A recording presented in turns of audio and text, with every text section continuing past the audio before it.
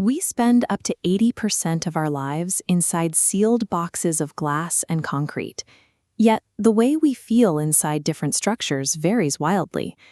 There is a specific low-grade anxiety that often hits the moment you walk into a modern hospital, and a deep, immediate calm that comes from entering an ancient temple. These buildings are constructed from the exact same raw materials: stone, cement, and wood.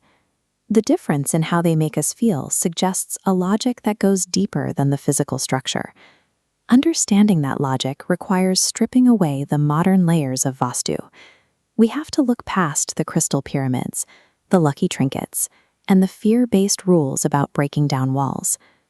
At its core, Vastu Shastra is a thousands-year-old science of environmental psychology.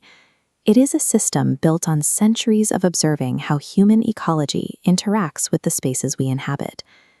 Ancient builders treated a house as a living, breathing organism known as the Vastu Purusha. For a structure to be healthy, it required the balanced flow of prana, the life force carried by natural elements, circulating through it like breath through a lung. To manage this flow, early architects sought out models of thermal efficiency already working in the natural world. They found a perfect blueprint in the termite mound. These structures use a series of vertical vents to pull cool air through the base while continuously exhausting heat out the top, maintaining a stable temperature for the colony inside.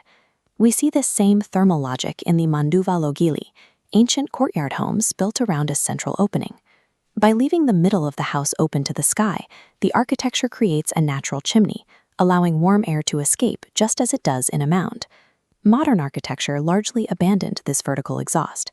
We capped our buildings with flat, sealed concrete slabs, effectively cutting off the natural path for air to rise and exit. In a modern room, cool air enters, heats up from our bodies, and rises. But with no courtyard or vent to escape through, this warm air, heavy with carbon dioxide, hits the flat ceiling and becomes trapped, swirling endlessly above our heads. We built environments that naturally suffocate, and then we turn to energy-heavy air conditioning to fix the symptoms of our own architectural choices. This environmental logic extends to the sun, or Agni. Vastu places a heavy emphasis on solar geometry, specifically the quality of light at dawn. Morning sunlight delivers UV rays that act as a natural bacterial sterilizer. When this specific spectrum hits the skin, it triggers the synthesis of vitamin D and the release of endorphins in the human bloodstream. Prioritizing east-facing doors and windows turns the home into a specialized instrument for solar intake, ensuring the living space is flooded with these biological benefits every morning. Then there is Bhumi, the Earth. Early builders recognized that the planet's massive, constant magnetic field interacts with human biology, and they developed rituals to test the health of that interaction before building. These tests served as a series of checks to ensure the ground itself was fit for human habitation. One such test is the Ankora ritual. Builders would excavate foundation soil, plant seeds, and wait to see if they sprouted. This provided a practical, field-ready geotechnical survey. If the seeds failed to germinate, it was an immediate signal that the soil was toxic or geologically unstable long before any construction began. These practices encoded sophisticated environmental analysis into cultural tradition, ensuring every new home started with a verified foundation. The Vastu Purusha mandala acts as a systematic geometric grid for the entire site.